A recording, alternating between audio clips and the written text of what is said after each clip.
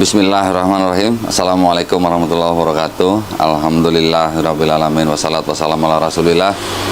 Berbahagia sekali pada hari ini saya berada di kediaman Mbak Siska ya, saya panggilnya. Boleh. Assalamualaikum Mbak Siska. Waalaikumsalam. Alhamdulillah sehat Mbak. Alhamdulillah. Seger alhamdulillah.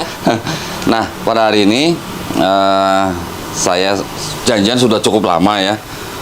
Alhamdulillah baru hari ini kesampaian, jadi pengen ngobrol-ngobrol sama Mbak Siska ya. Mungkin saya yakin para pemirsa sudah banyak yang tahu Mbak Siska di channel Ngaji Cerdas ya. Masya Allah, ceritanya sangat menginspirasi ya buat kita semua. Nah, hari ini kita akan ngobrol-ngobrol ringan aja. Kisah ya, seperti biasa lah ya, kisah seorang mu'alaf gitu ya Mbak ya. Seperti biasa kan kita tahu lah, orang muslim pasti penasaran, Gitu ya. kok orang di luar Islam masuk Islam, kenapa gitu ya, siapa yang suruh gitu ya, ada yang maksa nggak gitu ya.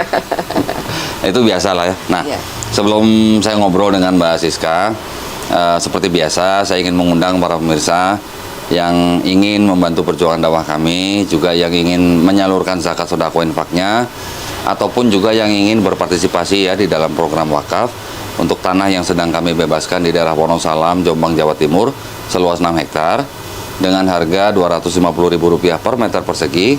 Silakan kirimkan ke BSI dengan nomor rekening 111889988 atas nama YPM Atauhid Jakarta. Barakallahu fikum, semoga partisipasi para pemirsa diterima di sisi Allah Subhanahu wa taala sebagai amal jariah ya. Amin. Baik, kita mulai aja dengan Mbak Siska. Mbak Siska sehat ya? Alhamdulillah. Alhamdulillah. Mau mulai dari mana agak bingung sebenarnya. Tapi nggak apa-apa ya, nanti kita korek lagi. Mbak Siska, Ya. kan Sada tahun Februari 2015. 2015. Beda tipis sama saya itu sebenarnya. Beda tipis ya, 2015. Berarti sekarang udah tahun ke-7 ya. Ya. Gimana Mbak? Islam masih sangat meyakinkan buat Mbak Siska ya berarti ya? Alhamdulillah ya. Alhamdulillah. Jadi Islam itu penuh dengan ilmu ya, syarat dengan ilmu gitu. Dan sesuai dengan fitrah manusia. Betul. Jadi memang Islam adalah agama fitrah. Jadi hukum-hukum yang dibuat atau hukum-hukum yang harus kita ikuti di dalam agama Islam itu sesuai dengan fitrah kita gitu. Jadi kenapa harus sholat 5 waktu? Kenapa harus berpuasa? Ya. Kenapa harus zakat gitu kan? Nah, itu tuh secara ilmiahnya tuh ada penjelasannya. Di situ lebihnya gitu ya. Jadi ada penjelasannya. Jadi bukan asal sekedar sami'na wa ata'na gitu, kami dengar dan kami taat, bukan hanya seperti itu. Ada penjelasan-penjelasan ilmiah yang bisa kita pelajari. Banyak banget hal yang terus terang saya pertama kali di awal-awal nggak ngerti gitu, kenapa sih harus begini, kenapa harus kita ikutin gitu. Nah, ternyata itu cuma permasalahannya adalah karena kita kurang jalan-jalan, istilahnya kurang piknik, kurang agak jauh jalan-jalannya dikit. Jadi sebenarnya kurang membaca aja, kurang mempelajari. Nah, Allah adalah Allah yang maha baik. Ketika kita benar-benar bertanya, ketika kita benar-benar mencari, Allah pasti jawaban. Entah gimana jalan ceritanya.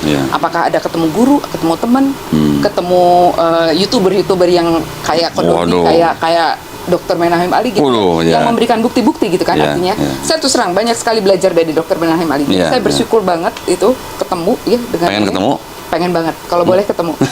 Ayo. Alhamdulillah kalau bisa. Boleh insyaallah. Karena gini, saya mendapatkan guru penjelasan dari guru saya sebelumnya itu adalah banyakan dari analisis. Analisa kita baca Bible-nya kayak apa, sehingga secara analisa kita pikir begini jawabannya harusnya. Nah, itu hanya baru analisanya saja gitu. Tapi ketika dengan Dr. Menahim Ali, saya diberikan bukti-bukti nyatanya berupa tulisan-tulisan yang dari abad keberapa yang nggak tahu gitu ya. Saya benar-benar terkagum-kagum dan saya bahagia banget bahwa berarti apa yang saya pelajari benar.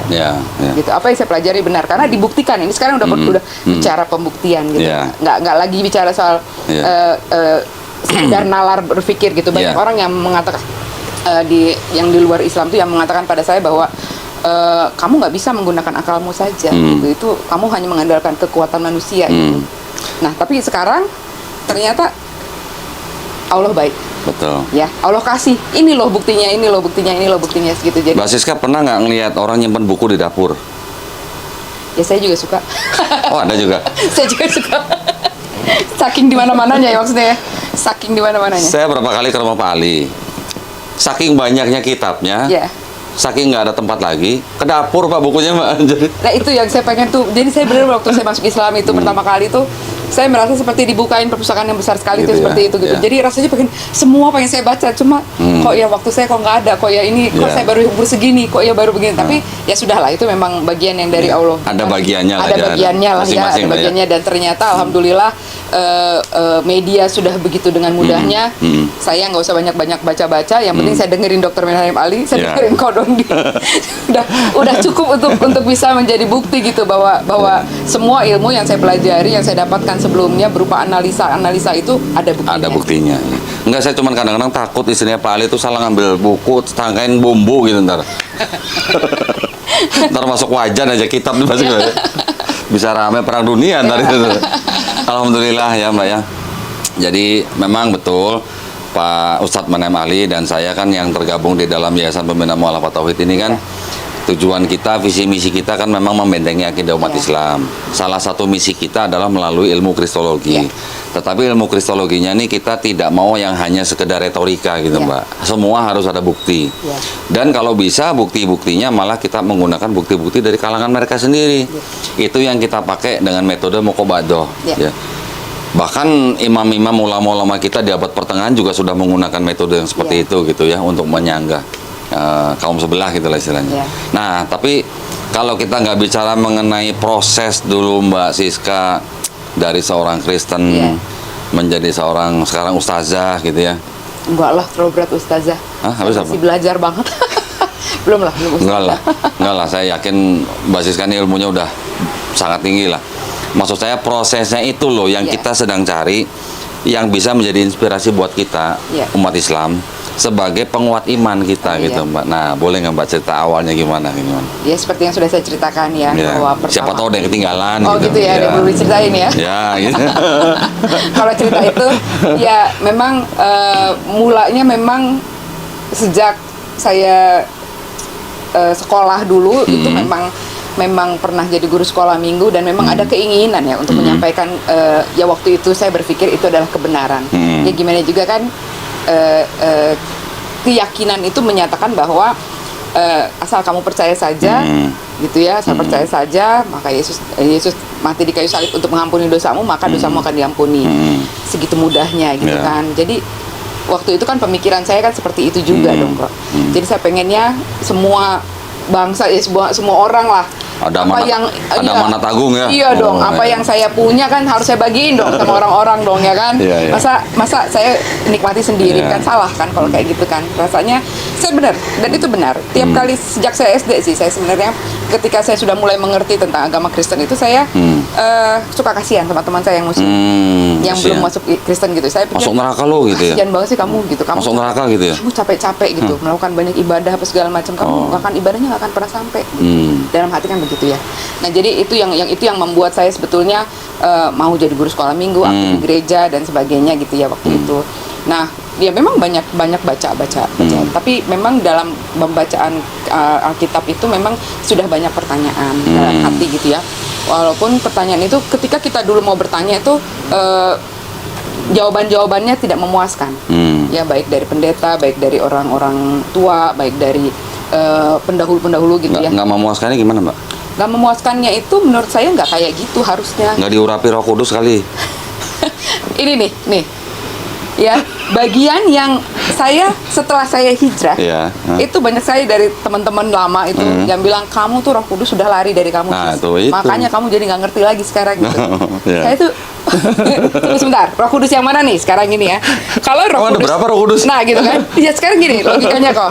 Kalau misalnya Roh Kudus itu adalah Roh Allah itu sendiri Iya. kan. Roh Allah itu mengirimkan nabi-nabinya dari mulai Adam sampai dengan Isa. kita meyakini Isa dan meyakini Nabi Muhammad.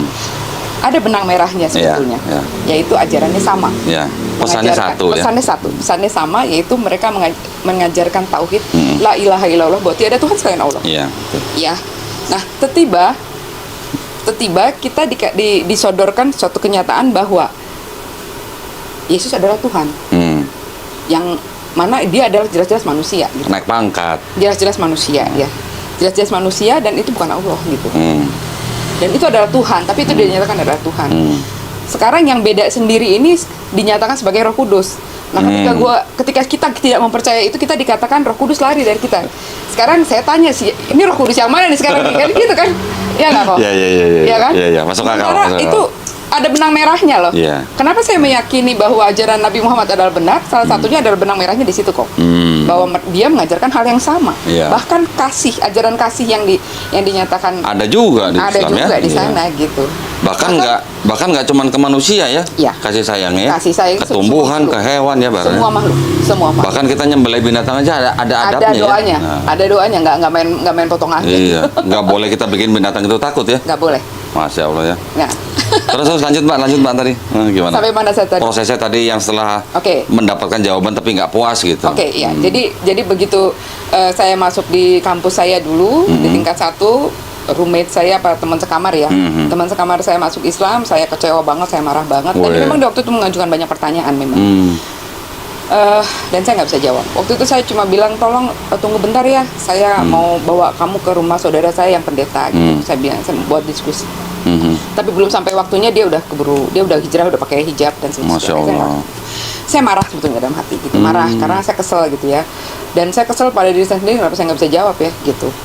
Nah, pertanyaan-pertanyaan itu saya pertanyakan terus, saya cari jawabannya, tapi ya itu tadi nggak terjawab. Nggak memuaskan, nggak terjawab. Bisa kasih contoh satu aja mbak pertanyaannya? Pertanyaannya salah satunya, kenapa sih orang Islam tidak mau menerima Yesus sebagai Tuhan dan Juru Selamatnya? Padahal di Yohanes 14 ayat 6 Yesus berkata, akulah jalan dan kebenaran dan hidup, tidak ada yang sampai kepada Bapa kalau tidak melalui aku. Ini kalimat yang tidak terlalu sulit gitu. Nah, kemudian saya tanya banyak orang, semua bilang itu karena mereka yang kalangan Kristen ya waktu itu ya, bilang jawabannya bahwa mereka ada selubung yang menutup pikiran mereka sehingga mereka tidak bisa menerima kebenaran itu gitu. Ya, hati kecil saya cuma bilang gini, ini kalimat mudah banget kok. Ada apa sama mereka sih gitu. Tetap jadi nggak menjawab pertanyaan saya, nggak mungkin itu hanya gara-gara itu aja terus mereka tidak bisa menerima bahwa Yesus adalah, ini kan kalimat gampang banget, akulah jalan dan kebenaran dan hidup. Ya sudah, mau apa lagi, mau gimana lagi, nah itu. Nah udah, setelah itu pertanyaan itu saya simpen jauh-jauh lah di bagian yang paling pojok-pojok lah, ya udah lupain lah gitu. Masuk laci gitu lah, masuk laci lah di pojok-pojok gitu udah. Terus saya bekerja, saya menikah, punya anak dan sebagainya, dan seterusnya saya bekerja sampai suatu saat di satu tempat pekerjaan saya bertemu dengan seseorang yang bisa menjelaskan semuanya, menjelaskan semua sejarah ini. Karena waktu itu memang dia seorang sarjana hukum memang, dan memang dia Muslim dari lahir, tapi dia yang mempelajari banyak tentang Alkitab. Jadi dia memang menaruh perhatian besar untuk itu, dan saya nggak tahu waktu itu kondisinya. Jadi waktu itu saya cuma berkenalan sama dia, ya merasa teman. Saya pikir kasihan banget ya nih orang nggak kenal Yesus gitu. Dalam kasihan ya, nggak ada yang nyelamatin ya. Gitu waktu itu. Dalam hati saya, karena waktu itu memang ada beberapa masalah-masalah yang memang dalam pekerjaan kita memang cukup berat gitu. Jadi harusnya dia berserah nih sama Allah nih, ya, sama Yesus nih gitu dalam hati saya gitu. Sambil ya kita ngobrol-ngobrol aja sih, nggak apa-apa. Nah dia yang membuka pembicaraan mengenai Freemason, mengenai Illuminati. Waktu itu pembahasan udah banyak banget gitu. Sampai akhirnya ke pembahasan ke bangsa Israel. Ya memang tidak jauh kan dari situ, dari bangsa Israel. Kemudian sampai suatu saat dia bicara soal akhir zaman, bahwa Yesus, kami umat Islam tuh percaya bahwa Yesus akan menjadi juru selamat di akhir zaman. Saya bilang, tunggu bentar. Juru selamat gitu. Iya, kamu Muslim dari lahir kan ya? Saya bilang gitu. Iya. Kamu percaya kalau Yesus itu akan menjadi juru selamat? Iya, saya percaya. Kenapa kamu nggak bisa terima kalau Yesus itu Tuhan? Cuman Tuhan yang bisa jadi juru selamat. Saya bilang. Nah terus dia bilang gini, emang di mana Yesus dibilang ada kalau Yesus itu Tuhan? Banyak ayatnya gitu. langsung saya kasih tahu loh. Kan kata Tuhan banyak buat Yesus kan? Ya saya langsung nyampein itu Yohanes 14 ayat 6 aja bilang. Yesus berkata, akulah jalan dan kebenaran dan hidup. Sekarang kamu baca lagi yang tidak ada yang sampai kepada Bapa kecuali melalui aku. Nah, itu jadi kan jalan kan berarti itu. Jadi aku baca lagi. Terus itu dia bilang gini, coba kamu baca lagi. Itu konteksnya apa, latar belakangnya apa, suasananya di mana. Kemudian Yesus sedang berbicara sama siapa dan apa sih sebenarnya yang sedang dibicarakan di situ. Oke, saya baca lagi. Konteks akhirnya, ya konteks. Nah, jadi mulai dari situ saya mulai membaca Alkitab dengan cara yang mungkin bisa dikata berbeda ya. Jadi kita baca sejarahnya, konteksnya, terus itu jadi artinya kita memahami bahwa sebetulnya pesannya apa sih gitu. Sebetulnya pesannya apa sih? Jadi nggak baca begitu aja gitu, nggak baca bahwa Yesus berkata gini, Yesus bilang gini. Nah, tapi nggak tahu itu sebetulnya dia sedang bicara sama siapa dan apa yang sedang dia bicarakan sebetulnya. Habis itu baru sejarah secara luasnya gitu. Dari situ akhirnya saya mempelajari lagi gitu semuanya gitu. Belajar ulang ya? Belajar ulang. Benar-benar kalau belajar. Berapa lama tuh Mbak belajar ulang? Lebih 2 tahun. 2 tahun? 2 tahun. Belajar ulang Bible? Belajar ulang Bible. Kepada seorang? Bukan kepada seorang. Artinya saya enggak sama teman kerjanya itu bukan? Iya, saya pola membacanya. Yang saya belajar sama dia tuh pola membacanya, pola ininya, apa namanya, membacanya itu yang membaca bahwa harus dikaji ya. Bahwa tidak hanya satu, kamu nggak baca sepotong-sepotong gitu. Kamu jangan baca sepotong-sepotong. Jangan cherry picking gitu ya. Jangan baca sepotong-sepotong. Ini yang saya paling inget banget tuh. Saya tersinggung banget soalnya. Oh gitu ya. Waktu itu saya tersinggung banget. Dia ngomongnya enak banget ya. Iya, tersinggung. Dia ngomongnya enak banget kan. Kamu jangan suka baca sepotong-sepotong. Gitu ya. Perasaan gue, gile, gue gak baca sepotong-potong. Gue baca semuanya. Baca semua. Rasanya gitu kan. Rasanya. Tapi pas ditanya loh, kok beda ya? Kok beda maksudnya gitu. Nah, baru saya panik. Baru artinya saya benar-benar mengerti bahwa cara membaca itu harusnya seperti apa. Lihat konteksnya, kemudian bahkan lihat penulisnya bagaimana. Jadi akhirnya kami waktu itu mempelajari bagaimana cara penulisan Alkitab. Kemudian siapa saja penulisnya. Kemudian sejarah panjang penulisan Alkitab itu seperti apa gitu akhirnya. Dan ya akhirnya saya memahami bahwa memang adalah yang seperti dikatakan oleh Menahem Ali bahwa itu adalah terjemahan dan terjemahan dan terjemahan dan terjemahan dan terjemahan sehingga terjadi begitu banyak bias. Terjadi begitu banyak bias dan pengertian jadi berubah dan berubah gitu loh. Jadi nah kemudian udah gitu saya juga mempelajari sejarah panjang perjalanan gereja. Kenapa bisa gereja begitu banyak macamnya? Sektenya. Kenapa begitu banyak sektenya? Kenapa begitu banyak macamnya Kristen Protestan, Kristen Katolik, Kristen segala macam Kristen kan? Dulu Mbak Siska Kristen apa? Protestan saya dulu. Protestan. Gerejanya? Sesuai dengan suku orang tua. Oh, ya Batak, HKBP. Ya, kurang lebih seperti itu ya. Jadi itu mau tidak mau saya pelajari semuanya secara lengkap, secara utuh gitu. Sampai akhirnya saya menemukan gambaran yang utuh dari semua agama. Itu yang penting tuh ya. Itu yang gambaran yang penting. Gambaran yang utuh ini. Jadi sebetulnya apa sih gitu loh. Bahkan ketika kita sudah mengerti itu. Kodoni sendiri juga mempelajari itu dan akhirnya mengerti bahwa apa yang terjadi sampai hari ini di dunia saat ini kita ngerti kan ini datangnya dari mana sih, kenapa sih bisa begini gitu. Bahwa mulanya itu ya memang iblis berencana, iblis melawan Allah, ya kan? Dengan segala cara segala cara dia membuat dia memakai suku bangsa yang mana untuk menghancurkan semua manusia. Tujuannya hanya satu. Bagaimana caranya kita semua jangan menyembah Allah.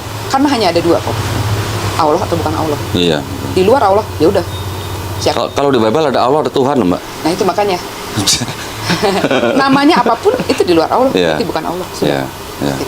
Nah, kemudian saya waktu itu memang hijrah perlahan-lahan. Saya diam-diam karena saya merasa yakin dengan semua penjelasan ini, dan saya yakin waktu itu sebetulnya bahwa semua keluarga saya juga nanti kalau saya jelasin pasti nerima. Orang ini jelas kok penjelasannya. Tetapi ternyata memang mereka tidak mau mendengar penjelasan. Itu aja sih kok. Jadi karena tidak mau mendengar penjelasan, ya sudah, ya saya give up. Saya mau gimana? Nggak mungkin saya paksain kan. Gitu, saya nggak mungkin paksain dengan keluarga, dengan ya kalau saya memang terpaksa harus menyingkir, ya saya menyingkir. Akhirnya gimana, Mbak? Saya menyingkir, saya keluar dari rumah. Dikeluarkan dari rumah? Atau keluar sendiri? Saya keluar dari rumah. Keluar sendiri. Karena memang mantan suami waktu itu tidak mau sama sekali. Saya bilang selama 4 tahun saya berusaha untuk untuk membuka dialog, membuka diskusi. Dia hanya berkeras, dia bilang pokoknya kamu balik lagi dulu, baru kita diskusi. Gitu. Jadi dia maksa saya harus balik lagi dulu, atau pokoknya ya intinya nggak mau mendengar lah, nggak mau mendengar penjelasan apapun gitu. Jadi dan begitu juga dengan teman-teman saya yang non yang berusaha untuk berdebat melalui Facebook, melalui apa gitu ya. Mereka bilang kamu tuh memaksakan keinginanmu sendiri gitu. Jadi nggak mau dengar penjelasan apapun, jadi langsung menuduh bahwa kamu sesat, tapi dia nggak mau dengar penjelasan. Roh Kudusnya lagi. Ya itu tadi bilangnya Roh Kudusnya ninggalin saya padahal. Sekarang Roh Kudus yang mana itu? Ngomong-ngomong, temen kantornya Mbak Siska tadi tuh, yang dikasih tahu akulah jalan dan hidup dan kebenaran gitu, dia nggak nanya jalan mana gitu, maksudnya kalau mau nyembah kenapa nyembahnya jalan, kenapa nggak menyembah yang dituju gitu? Nanya gitu kok Mbak? Enggak. Ya kalau akulah jalan, kan sebenarnya nggak ada yang salah ya. Iya. Salahnya di mana ya sebenarnya? Yesus jalan, semua nabi-nabi kan juga jalan untuk kepada hidup kekal ya begitu ya, benar ya. Sekarang kalau hanya Yesus, tanpa Yesus tidak ada yang sampai kepada Bapa. Terus umatnya nabi-nabi sebelumnya tuh nyampe nggak tuh ke Bapa tuh Mbak? Nah itu dia. Kan gitu ya. Jadi kan artinya semua nabi-nabi adalah jalan ya, dan hidup dan kebenaran, artinya ya melalui mereka, umatnya mereka menemukan hidup yang kekal. Iya, gitu jadi, ya. Jadi setiap nabi pada masanya itu mengajari umatnya pada saat itu bagaimana menyembah Allah supaya dia sampai kepada Allah. Iya. Itu nah jalannya kan nabi-nabi itu ya. Iya, jalan. Itulah yang dimaksudkan, seperti bagaimana ibadahnya gitu loh, caranya seperti apa gitu ya. Enggak, saya kirain temen kantornya Mbak Siska bilang kalau mau nyembah jalan yang Yesus itu kenapa nggak nyembah jalan Sudirman misalnya gitu. Mungkin ada jalan lain gitu ya. Kan banyak jalan menuju Roma gitu. Oke. Wah, jadi setelah itu Mbak Siska harus keluar dari rumah. Saya harus keluar dari rumah. Ya, saya pikir saya harus keluar dari rumah karena anak-anak juga sebenarnya sudah menjadi Muslim kebetulan. Jadi kami memang waktu itu anak-anak diam-diam terpaksa puasa juga berdiam-diam, apa segala macam diam-diam gitu, kasihan mereka. Dan mereka sebetulnya saya akhirnya menguatkan diri untuk meninggal, ya berlepas diri karena gini, anak-anak sudah nanya, mama kita mau sampai kapan begini, mau sampai kapan kita seperti ini gitu. Nah saya udah melihat bahwa berarti itu artinya adalah suara hati mereka bahwa mereka sudah menderita gitu. Jadi saya pikir sudah nggak sehat lagi gitu. Saya nggak bisa juga terlalu lama menunggu. Kalau memang dia tidak mau ya sudahlah, tidak apa-apa gitu. Saya nggak bisa paksain juga gitu kan. Saya nggak mau maksa, kalau memang nggak mau dengar ya sudah, saya yang menyingkir gitu. Jadi saya tinggalkan dan kami berpisah. Ya kebetulan anak-anak alhamdulillah Allah beri hidayah juga karena mereka bertanya dan saya menjelaskan, mereka bisa menerima penjelasan itu. Karena kan memang sebetulnya buktinya ada gitu loh. Jadi kalau misalnya kita mau fair, kita mau jujur seperti ya, selalu kita katakan kalau mau jujur sebetulnya kan buktinya ada. Buktinya ada kok. Dibuka Alkitabnya. Rata-rata kan gini Mbak ya. Ini saya bilang nih dalam tanda kutip ini penyakit ya. Orang itu hanya melihat yang di depan, tapi mereka tidak mau melihat yang di belakang. Apa penyebabnya, bagaimana jalannya, bagaimana siapa yang membuatnya dan segala macam ya. Seperti tadi cerita awalnya Mbak Siska kan. Orang taunya di depan sudah menjadi sebuah doktrin atau dogma gitu lah ya. Yang sudah masuk ke alam pikirannya, di mana kadang-kadang kalau yang walaupun itu benar atau salah nggak tahu, tapi kalau setiap hari masuk, kemudian secara nggak sadar di bawah alam bawah sadar. Masalahnya janjinya manis banget. Yang entah benar atau salah jadi kebenaran gitu Mbak ya. Dan janjinya manis banget gitu. Manis banget. Itu masalahnya kan. Nah kebetulan Mbak Siskanya sukanya kan? Ngasem gitu ya mungkin. bukan begitu masalahnya. Kalau kita misalnya dijanjikan sama orang, Koko misalnya dijanjikan, Koko tinggal duduk aja, invest aja, duduk aja manis, nanti Koko dapat 1 miliar deh. Gak usah ngapa-ngapain gitu. Gak usah ngapa-ngapain. Asal tanda tangan aja. Asal Kok percaya kira-kira saja. nanya nggak? Ini siapa yang bikin dari mana? Siapa yang janji? Gimana jalan ceritanya nih bisa begini? Wajar nggak sih kalau kita nanya kayak gitu? Wajar banget lah. Justru kita wajib nanya yang begitu ya. Jadi kembali lagi adalah dasar hukumnya kalau saya ya. Kalau saya mungkin karena saya biasa bicara dari pekerjaannya udah bertahun-tahun, kita harus ada dasar hukumnya. Apa yang menjadi dasar hukum itu yang menjadi landasan kita untuk melakukan suatu kegiatan, melakukan suatu tugas dan pekerjaan. Dalam hal ini terutama ya dasar hukumnya yang harus, kalau buat saya ya dasar hukumnya harus benar gitu loh. Kalau dasar hukumnya sudah nggak jelas, sudah salah-salah, banyak kesalahan di dalamnya, ya mohon maaf, saya nggak bisa itu ngikutin yang dasar hukumnya seperti ini gitu. Nah, sementara saya bertemu dengan Quran yang dasar hukumnya alhamdulillah bisa dibuktikan dengan semua ilmu pengetahuan. Dan Quran sendiri bicara bahwa ujilah aku gitu, dan bahasanya mungkin bahasa kitanya ujilah aku gitu. Maka buatlah surat semisal. Jika kamu meragukannya, maka buatlah surat semisal. Bawa teman-teman kamu. Bawa teman-teman kamu bikin surat semisal. Bawa jin sekalian gitu. Sampai seperti itu kan? Sampai seperti itu. Artinya nggak main-main. Gitu. Artinya nggak main-main ya kan? Nah kemudian pembuktian secara ilmiahnya sudah banyak ya. Saya nggak usah ceritain panjang gitu, banget kan. Kita banyak baca buku. Semua silakan teman-teman buka YouTube, buka apa segala macam ilmu pengetahuan sekarang sudah banyak yang terbukti gitu. Nah kalau itu ditulis hanya oleh seorang manusia yang bernama Nabi Muhammad gitu ya, hanya ditulis oleh manusia yang pada masa itu belum ada teknologi apapun, bahkan dia pun sebenarnya adalah seorang yang umi ya, gitu kan, yang tidak bisa membaca gitu, mulanya nggak bisa membaca gitu, baru disampaikan oleh malaikat gitu. Nah kemudian penulisan hadis-hadisnya itu ada perawinya segala macam sejarahnya, dan Allah menjanjikan bahwa Allah menjaga Quran itu, dan sampai hari ini Quran yang 1400 tahun yang lalu itu masih sama persis dengan yang sekarang kita baca.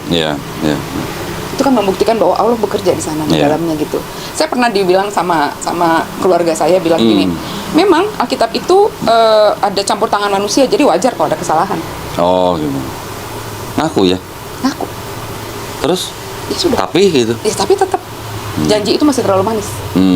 Janji itu masih terlalu manis buat mereka gitu. Sebenarnya terlalu manis itu bisa saya katakan juga begini ya. Ajarannya tuh kalau istilahnya apa ya? Too good to be true gitu ya. Too good to be true. Bisa gitu ya? Sebetulnya begitu sih sebetulnya. Oh sebetulnya sadarnya setelah? Ya. Alhamdulillah. Alhamdulillah disadarin. Sudah sadar. Alhamdulillah. Gitu loh ya. Saya berharap sih semua keluarga saya, semua teman-teman saya juga bisa mau. Ayolah kita buka, ya fair aja lah. Kita buka buktinya gitu kan, supaya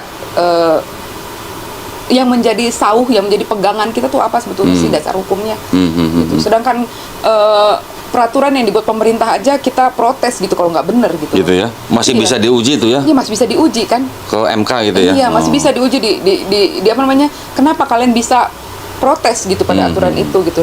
Sekarang ini aturan yang membuat kalian selama-lamanya. Nah lu terima aja gimana sih? Iya. Bukan selama-lamanya Mbak.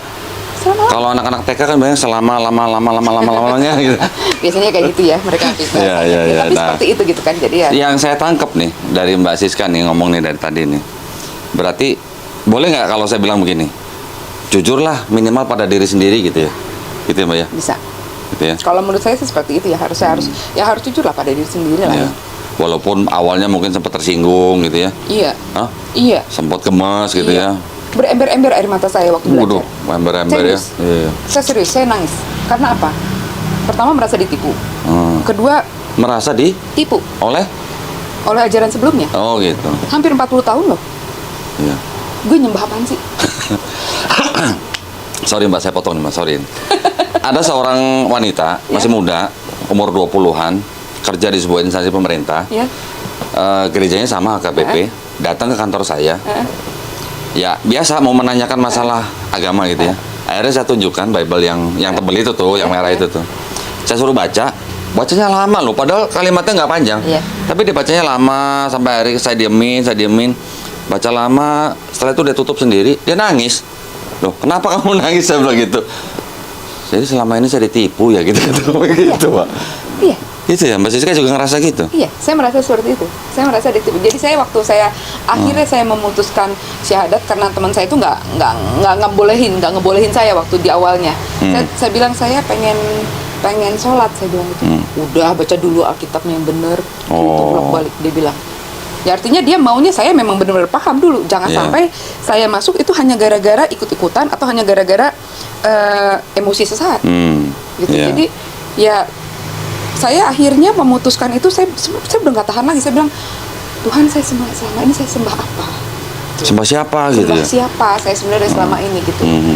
Saya begitu rindu sekali untuk bersujud gitu. Waktu pertama kali sujud gimana Mbak rasanya Mbak? Ya nangis lah. Nangis ya? Jadi ingat ya di Bible Yesus sujud ya? Ya. Akhirnya saya bisa sama kayak Yesus sujud gitu ya. Ya. Betul nggak? Betul. Saya merasa gitu loh Mbak. Betul. Iya. Akhirnya saya bisa Sujud. tidak menyembah Yesus gitu. Iya. Akhirnya saya hanya bisa menyembah Tuhannya Yesus. Ya. Betul Mbak ya? Betul.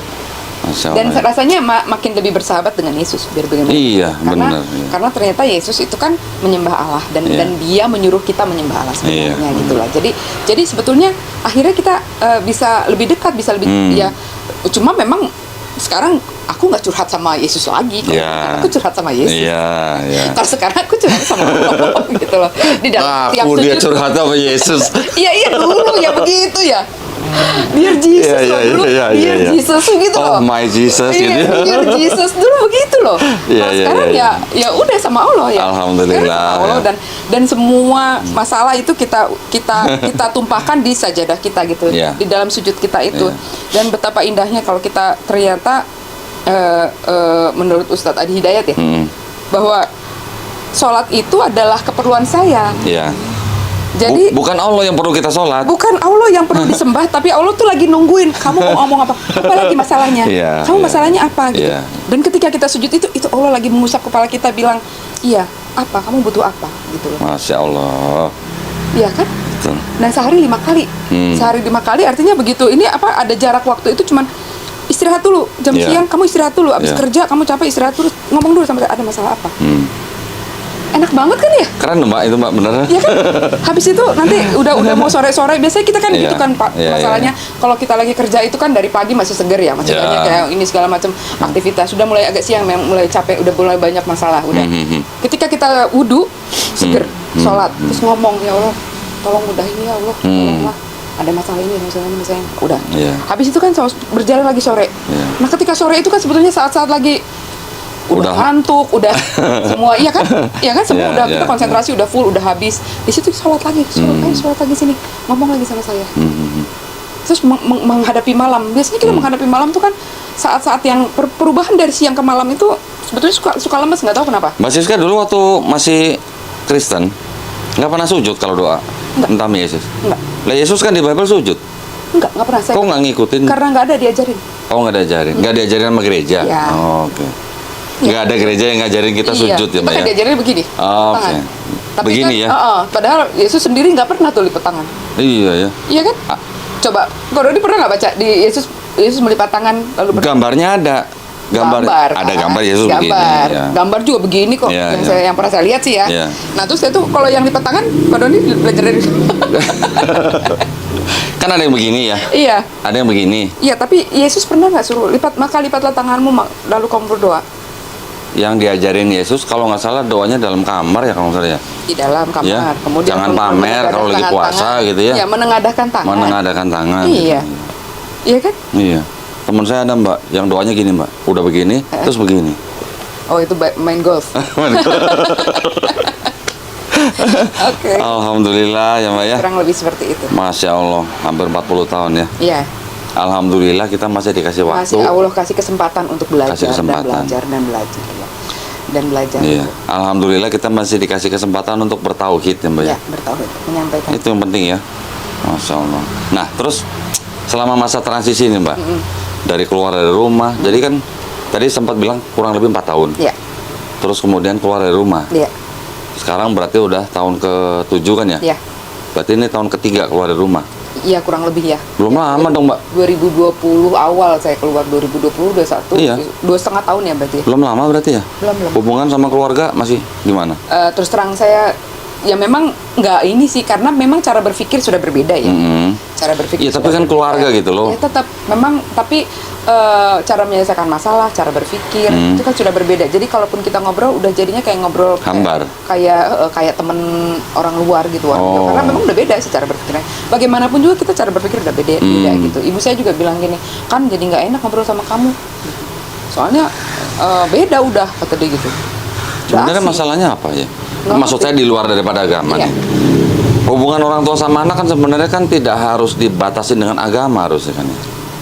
Ya harusnya Harusnya tapi ya memang dan memang saya tetap sayang ya, tetap Iya. mendoakan mereka biar bagaimanapun juga.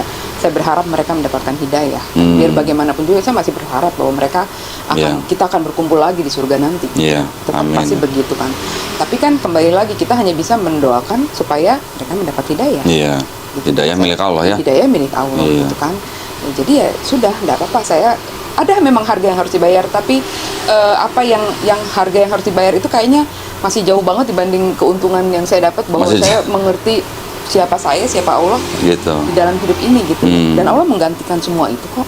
Banyak saudara-saudara keluarga dalam Muslim ini banyak kok yang menggantikan itu gitu. Benar-benar kok Allah janjinya sesuai di awalnya saja, bahwa aku akan menguji engkau dengan sedikit ketakutan, dengan sedikit kelaparan. Ya itu benar kan? Itu Ya kalau nggak pernah diuji terus kapan kuatnya ya, gimana ya? Kayak kita nggak bisa buktiin kan, gue Iya. benar-benar cinta sama Allah. Ya kalau di sekolah aja kita ada ujian ya. Ya. Kalau nggak ujian kan nggak naik kelas ya. Nggak naik kelas. Iya benar. Masya Allah. Nih. Ustazah makanya sebenarnya. Enggak lah. Oh, Alhamdulillah ya. Astagfirullah. Senang sekali saya bisa ngobrol lagi jadi sama Mbak Iya. Siska nih, ketemu begini ya. Apalagi saya bangga banget, saya bangga banget. Itu Pak Wow. Kodoni dengan pembahasannya itu di setiap YouTube-nya tuh menurut saya sangat-sangat Sangat iseng. sangat apa ya, berbobot ya, karena memang membuktikan dengan jadi dengan Pak Menahem Ali itu bagus banget gitu. Jadi memang harusnya sih tsunami hijrah kepada Islam itu harusnya sudah terjadi sih, harusnya kalau menurut saya. Kalau menurut saya sih nggak berniat. Saya membuat konten di YouTube atau saya mungkin memberikan kajian di mana. Saya nggak pernah punya niat saya mau memalafkan seseorang gitu, Mbak. Ya. Karena seseorang itu mendapatkan hidayah atau tidak itu Hak semuanya prerogatif Allah. Nah, kehendak Allah ya. Iya. Kita hanya menyampaikan, Mbak. Iya, betul. Kan Kita gitu. hanya menyampaikan, dan Iya. memang kita harus menyampaikan itu sih. Itu adalah kewajiban kita. Kan itu dakwah ya. Ya. Bagian dari dakwah lah ya. Dakwah itu kan nggak harus yang di lapangan sepak bola misalnya atau yang kristologi gitu kan. Iya. Dakwah kan cukup dengan senyum dengan orang non muslim aja udah dakwah ya, Mbak ya. Gitu. Oke, Masya mau Allah. tanya apa lagi? Ada yang belum diceritain nggak? Nggak. Mungkin yang ditambah-tambahin dari yang Enggak sih kayaknya. kira-kira mungkin. Terus gimana kabarnya yang tadi itu, yang temen kerjanya itu yang Ya dia mau diinjilin itu tadi? dia kebetulan alhamdulillah makin bisa berdakwah di lapas, di mana, Alhamdulillah, semua dia alhamdulillah. banyak, di Molaf Center juga. Iya, iya. Alhamdulillah. Iya. Masya Allah.